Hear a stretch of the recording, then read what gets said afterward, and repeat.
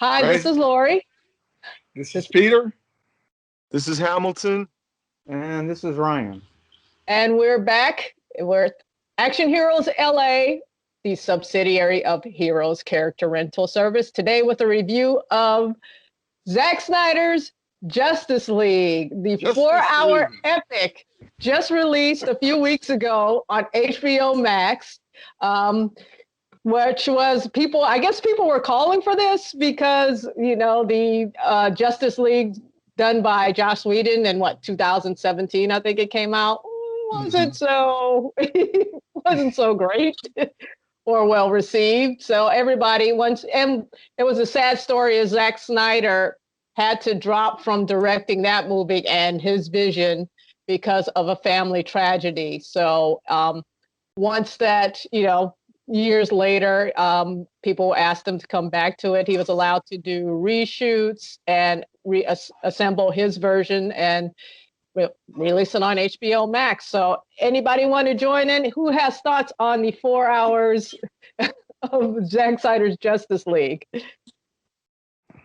You know, I definitely want to hear from Ryan because I know what my opinion is.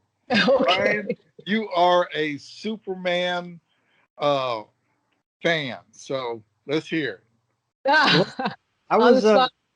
yeah, I was pleasantly surprised because I wasn't too keen on Man of Steel, and so I didn't have any expectations going into this film, and I wasn't too keen on the theatrical edition of Justice League either. Although at the time I did start to like um, the presentation of Superman in the theatrical edition. It was the first time I was starting to come around to this incarnation of Superman. Um, so the bar was real low going into the Snyder cut of Justice League. I didn't have any expectations whatsoever, and I was quite pleasantly surprised. It was definitely an enjoyable ride. I felt, the other characters in the film, especially Cyborg and Flash, were given much more time for character development, which was sorely lacking in the theatrical edition. I mean, even the villain Steppenwolf was given some character motivation in the Snyder cut, which you didn't have in the theatrical edition. In regards to Superman himself, I didn't see any problems with the character. One thing that I liked that was different with the Snyder cut was there was a clear emphasis that Clark and Lois were now engaged, and not only that, but that Lois was now going to be pregnant, so that they were going to have a child.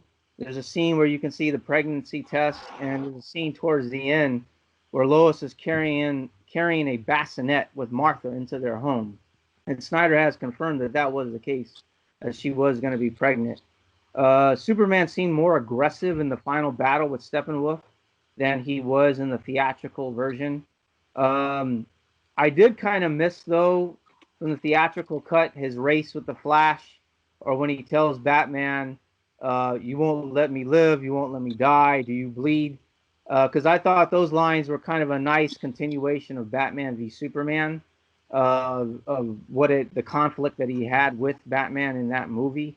But overall, I thought it was a great film. It was a superior film to the theatrical cut. I was sad to see some things that I missed from the theatrical edition, but this was definitely a great ride. And I think overall, with all the characters, from Diana to Aquaman, especially Cyborg and Flash, it was just a vast superior product. And I give a huge thumbs up to Zack Snyder and all of the fans who pushed for the Snyder cut, not just to get this film made, but with all the work they did to raise money for suicide prevention awareness, which I think was definitely a top of the line, classy move by all of them. Yeah, if Right. you're not aware, what stopped him from directing the first Justice League, his daughter had committed suicide. It's really, really a sad, sad situation. And yeah, it's if something could about this, that's really great to hear. That's fantastic. Um, who wants to go next? Anybody? Um, I'm I'm excited to do this review because I know like some people like this movie a lot, and then some of us are kind of like, I want to definitely give some critical comments, but I want to start off by saying I agree with Ryan. I like the fact that this version, I feel like they did a lot more character development for all the characters, and I do think this version is superior to the version that came out in the theaters. On the critical side, for me, I just wish that there was way more character interaction between the different characters. Like, I felt disappointed in the sense that I feel like the whole plot line is about us waiting for Superman to show up to kick everybody's ass, basically. And, and quite frankly, I mean, that's okay because he's Superman, but I just wish that the interaction between the other characters was more, like, for me, believable, I guess. Or like I felt like, for example, like you mentioned, Ryan, they didn't really do much character development for Cyborg in particular, and the Flash. And I kind of found the Flash a little annoying, all the kind of like whatever nerdy humor stuff. But I mean, that aside, I mean, I just felt like the way they interacted wasn't like, and Batman. I have a problem with Ben Affleck as Batman. I'm sorry. I know a lot of people love him. I find him kind of boring and flat, and not really my favorite version of Batman. So I mean, my criticism, like, if I can sum it up, when we get together to watch the Falcon and the Winter Soldier, I literally get excited because I know I'm really into the characters. I'm into their interaction. I love the fact that they're in like couples therapy or whatever. Like stuff like that. I think is really interesting and cool. And I just wish that DC. I wish they could find their niche for how they want to really present these characters because they're epic characters. Superman is epic. Batman is epic. Wonder Woman is epic. These aren't just like ordinary comic book characters, and I want to see them in the best way possible, in the most exciting way possible. And maybe that's why I'm so critical. I don't know. That's it mainly. I'd love to hop in, Peter. You mind taking the last round and letting me get in my 2 cents? Go ahead. Well, I'm along the lines with you, Hamilton, Ryan, a little bit Ryan. I really appreciated that they stretched this movie out to give time to characters like Cyborg and God, I can't think of his name, Flash. The Flash. Yeah, they took this. I was so glad they kind of slowed things down to give these characters some kind of development. But unfortunately, the development they gave them was very two-dimensional and uninteresting. And like you're saying, Hamilton, these characters are epic, and that's Zack Snyder approaches them as like these epic, bigger-than-life character people. So, but he doesn't give you enough of that human side to make them relatable. So you're looking at gods basically battling on the screen. And I think you pointed something out I hadn't thought of, Hamilton, of them. They're all waiting around just for Superman to revive and then kick everybody's ass. And then they don't, okay, if that's the case, then explore why they're waiting around. Explore why none of them can defeat him without Superman or anything else. I do think like evil Superman was kind of a cool thing to see on screen. But ultimately, it just like everybody was just so underbaked and they weren't interested. He's more interested. I will say, let me phrase it another way. Zack Snyder, I think, tends to use like his whole slow motion thing to convey like development and like emotional or character development rather than actually developing characters, to convey a serious moment between what's going on in the character. He'd rather use slow motion than letting the actors like act it out or let in the script, be written out to have those interactions work. And I mean, if he cut half the slow motion out of this, we'd probably had a 2-hour movie. I mean, it looks cool, but ultimately, it's a little empty, and that's what I felt. I was like, the 4 hours didn't seem long to me, but they did seem kind of empty. Even with Steppenwolf, it gave him more of a reason. We found out what reason his motivation, and it was to please Darkseid. But Darkseid had the problem that Steppenwolf had in the original Justice League. He was just evil for evil's sake. He didn't understand what his, why, Mhm. And it's hard, with the Marvel movies, they're very good at character interaction. That's kind of more the point than the whole superhero stuff. You have to have that things. And like I say, watching Falcon and Winter Soldier, where they're taking like even their smaller characters and really giving them a chance to shine and what they're about and background and interaction and all that. So let me back off and let you go, Peter. Okay, well, forgive me because I wanted to make notes for this because there was a lot, but I didn't make notes, so forgive me. Um, let me first start off by saying I wanted to see Batman versus Superman. I mean, I've never wanted to see a DC movie better than I did that one. Right. That morning, I was set to go to the theater that morning when it came out, and before I could even roll out of bed, the reviews were coming in and it was terrible. Yeah. So I didn't go see it. But when I finally just got it on DVD and decided to watch it, I just knew it was going to be a bad movie. I ended up loving that movie. I absolutely loved it. Um, One thing I do have to mention is that I happened to go to Ben Affleck's son's birthday party. And Ben Affleck was going to actually put the Batman suit on, a Batman suit that I absolutely hated. But when I saw him in it, um, it was all I could do but to drop to my knees and just say, "Oh my God, Batman!" So that What? said, Why were you? You want to explain why you were at the party though? Because they oh hired you. yeah, I They was hired hired. heroes. They Yeah, hired they heroes. hired heroes, and I was going to be Iron Man.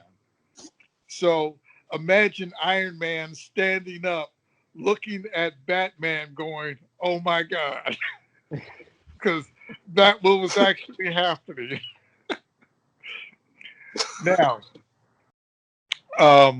when I saw Justice League, the the first Justice League, the theatrical version, I thought it was good, but whatever.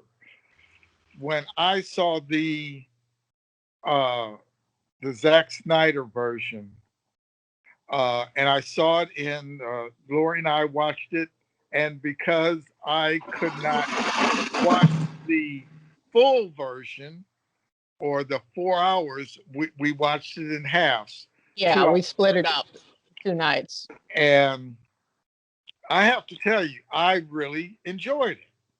I really enjoyed it. So that said, that I really enjoyed it, especially the first 2 hours. I was like, wow. The second 2 hours wasn't that thrilled. Um, I wish they would have. I love that they did the character development that they did for Cyborg and the Flash. Really enjoyed that. Um, I really enjoyed the extra scenes that they put in with, for Batman and Superman and Wonder Woman. And I even some of the small details that might have hit the editing floor the first time, I'm glad they put that back in. Now, with all that being said, I do have to say it kind of missed the mark. Um, like I said, I love the character development. I wish they would have taken that like Marvel had, and put those characters in their own movies. Okay, instead of a 4 hour movie, put those characters in 1.5, almost 2 hour movies. I love what they did with Cyborg, but there was still something missing that could have been put in.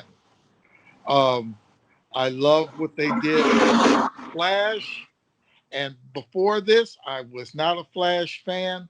After this, I'm kind of a Flash fan.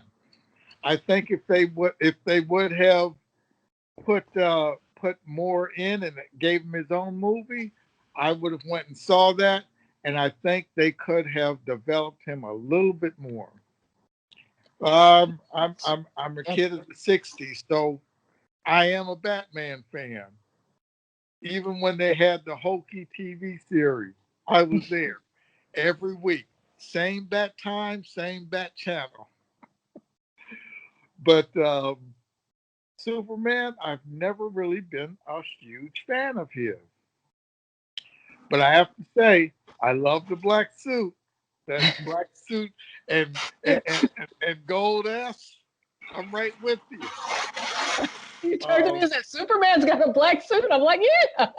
Yeah, I was like, It's hilarious. oh So I'm like, you didn't know that? I knew that. You didn't. But I'm a Superman fan too. I'm a big, like Ryan, I'm a big Superman fan. So. Now I do know about Red Superman with the black suit and red S. With the gold S, I was like, oh my God. Okay.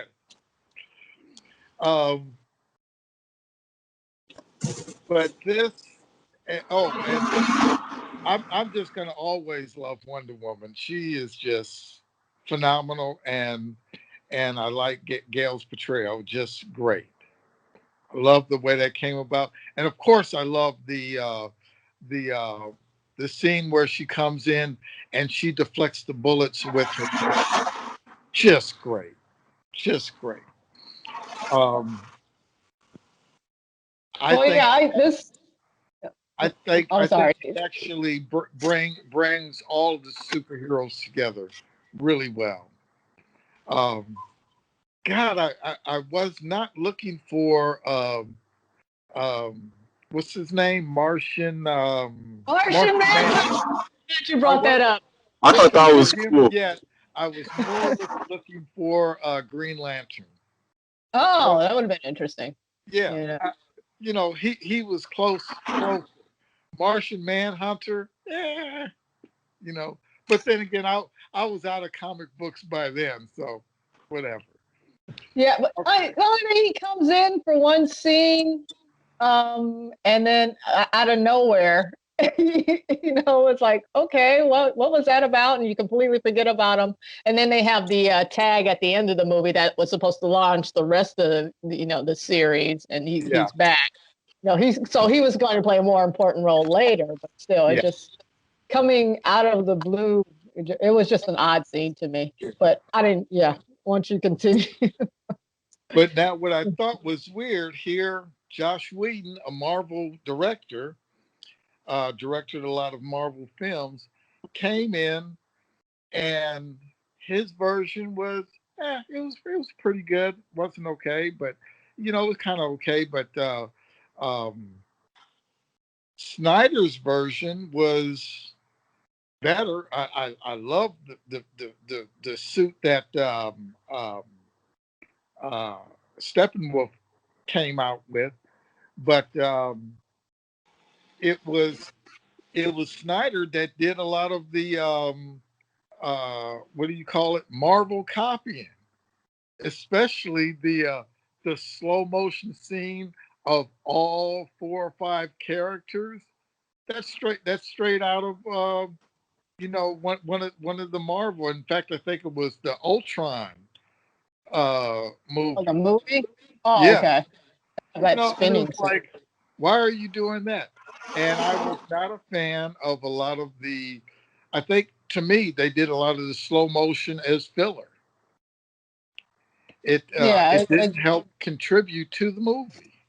Yeah, that's what Laurie was saying. Yeah, it kind of he uses it for emotional moments rather than, like I said, letting the writing and the actors, and Yeah. the story have their emotional moments. So, Yeah. but yeah, So I thought character building, there was not enough of that, because truly, be it a hero or a villain, you make the villain where you have reasons why, you see why he's doing things, and you might even draw a connection on, yeah, I understand. right, And then then you have connections where you see the good guys, where you say, yeah, I see some problems there. And then at the end, um, especially with Justice League, uh, I saw all the heroes doing their thing, but uh, like you said, Lori, Superman was like, well, we're gonna all wait for Superman. Whereas with the Avengers, each one of them could not beat Thanos, or the person that they needed to beat, without the other. right. They needed to team up. They needed Yes. to team up. In Here this in movie, they Justice talk League, about we need to team up, but we're just waiting for Superman to, yeah, get over yeah, his grumpy mood and come back and kick ass here. You know. yeah. So it was, I don't know. They waited for Superman. We didn't need the other guys. So, I, but I was yeah, gonna say I mentioned. Oh, go ahead. I'm sorry, Laurie. I was going to bring up Joe Morton, the actor Joe Morton, and his role as Cyborg's dad. I mean, the whole plot line is taken out of Terminator 2. Basically, his whole Terminator 2 arc is in this movie. I'm like, come on. I was just gonna mention it in terms of the part where Superman shows up. I liked it personally. I mean, I liked seeing Superman just mop everyone up, and I felt that it was a certain amount of catharsis. But I felt like I wish it had been more cathartic. I wish everyone had been involved in the end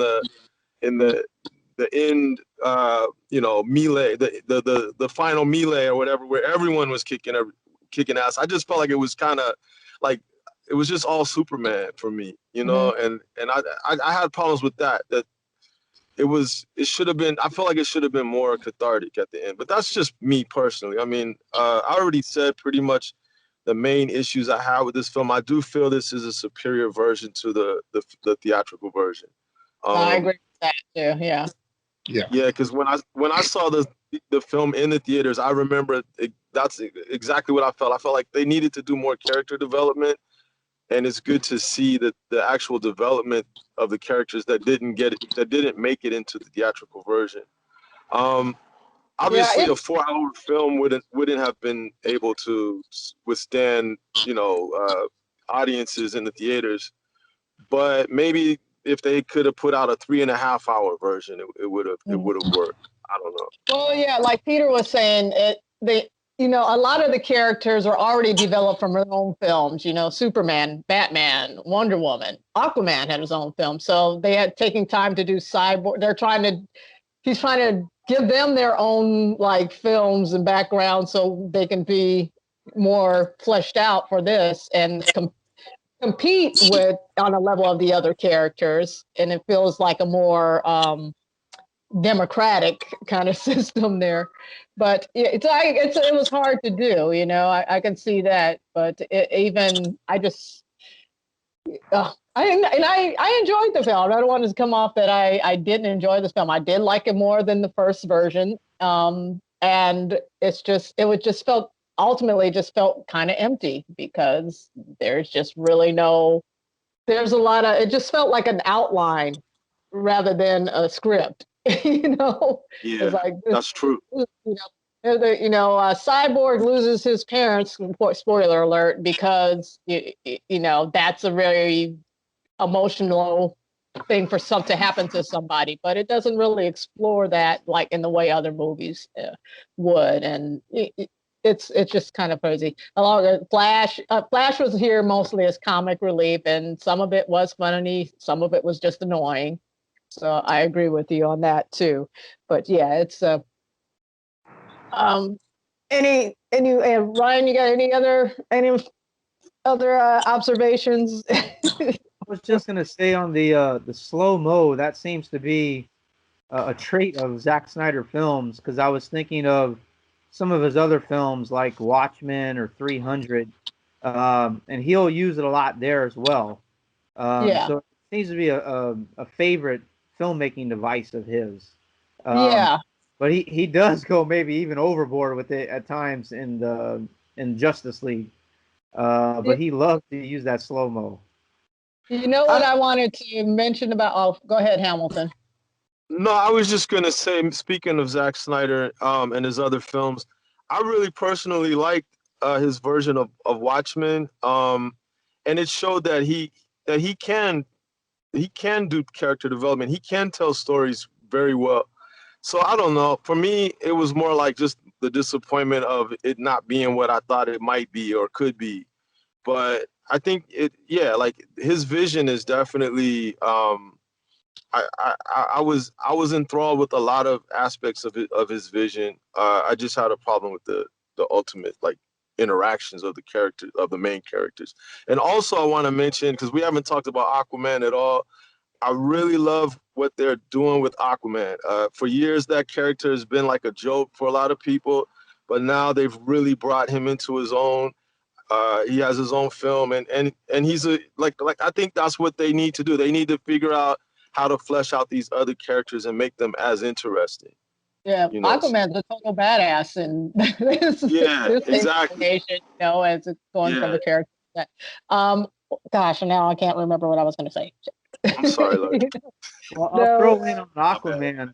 Aquaman. Something that seemed odd to me, or in this film at least, is that you would think, he's supposed to be the king of the sea, so nature, the environment would be important to him, and yet we see in him twice in this film, he's ripping off his shirt, throwing it off to the side. Another time, he's got the whiskey bottle and he just throws it Drinking down. whiskey, And exactly. yeah, so he's like littering all over the place. I'm like, dude, you're supposed to be the king of the oceans. Seems sort of I didn't think about counterintuitive that.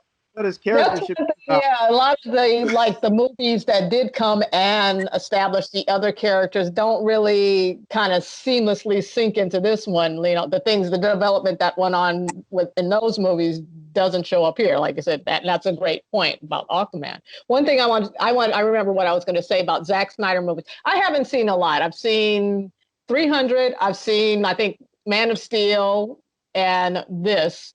I will say, like the slow motion thing for me, his tendency to do that really works in 300.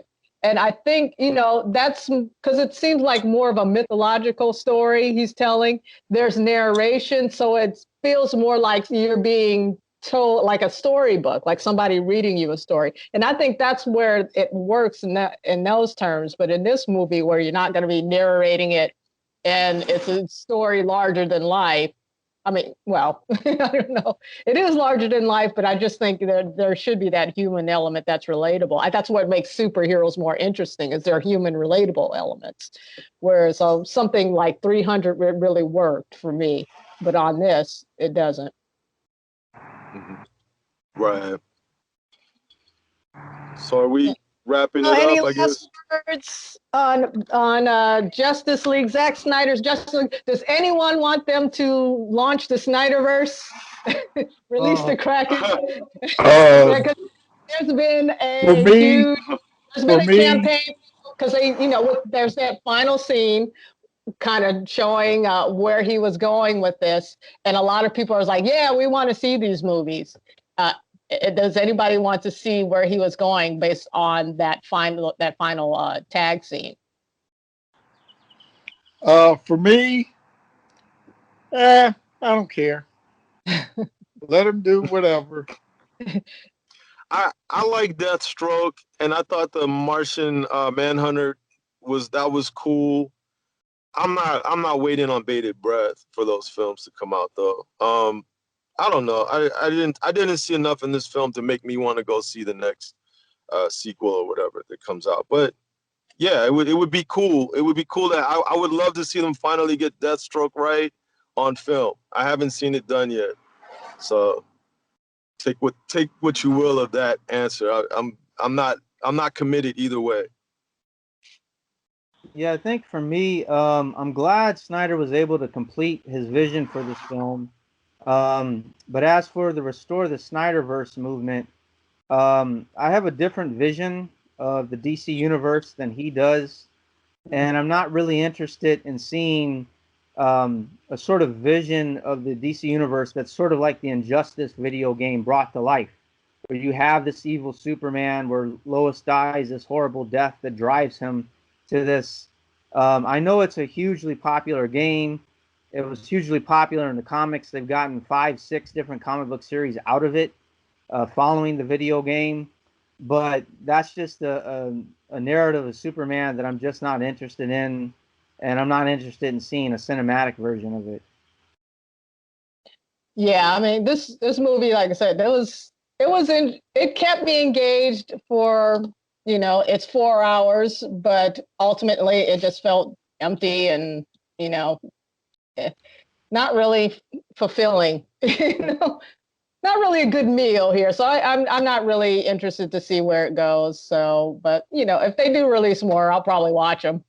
Yeah. Honestly, Yeah, exactly. If they released it, I would check it out. I might not have too I'm not. many expectations. I don't need them to, but Yeah, have at it. If there's a lot of people, including my nephew, who love this, who are and loves. I think that's one of the games he loves too. My nephew, so and stuff. So he's probably can't wait for that stuff. So that's Zack Snyder's Justice League. All 4 hours are on HBO Max right now, so you can sit down and watch it at your leisure. So, and we out. Yep. Tell us what you think in the we out. comments. What you think about Zack Snyder's Justice League. And we out. Thanks, guys. We out. Bye. All right, cool.